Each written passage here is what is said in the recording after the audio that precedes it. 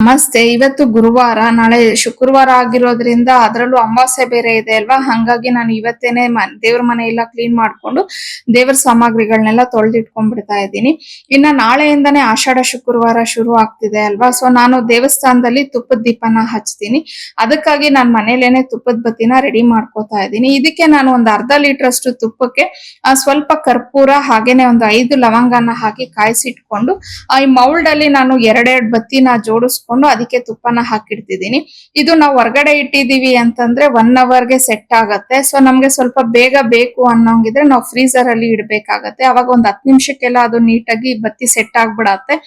So ಇದು ನನ್ಗೆ ಈ ರೀತಿ ಮಾಡೋದ್ರಿಂದ ತುಂಬಾ ಈಸಿ ಆಗತ್ತೆ ಅಂತ ಹೇಳಿ ನಾನು ಇದನ್ನೇ ಫಾಲೋ ಮಾಡ್ತಿರ್ತೀನಿ. ಮತ್ತೆ ಈ ಮೌಲ್ಡ್ ಬಂದು ನಾನು ಡಿಮಾರ್ಟ್ ಅಲ್ಲಿ ಪರ್ಚೇಸ್ ಮಾಡಿದ್ದು. ಸೊ ನಿಮ್ಗೆ ಯಾರಿಗಾದ್ರೂ ಬೇಕು ಅಂದ್ರೆ ನೀವು ಡಿಮಾರ್ಟ್ ಅಲ್ಲಿ ಚೆಕ್ ಮಾಡ್ಕೋಬಹುದು. ನಾನು ಇದನ್ನ ಬತ್ತಿ ಮಾಡಕ್ಕೆ ಅಂತ ಹೇಳಿ ಸಪರೇಟ್ ಆಗಿ ಇಟ್ಬಿಟ್ಟಿದ್ದೀನಿ. ಸೊ ಇವತ್ತಿಗೆ ನನ್ನ ವ್ಲಾಗ್ ಮುಗೀತು.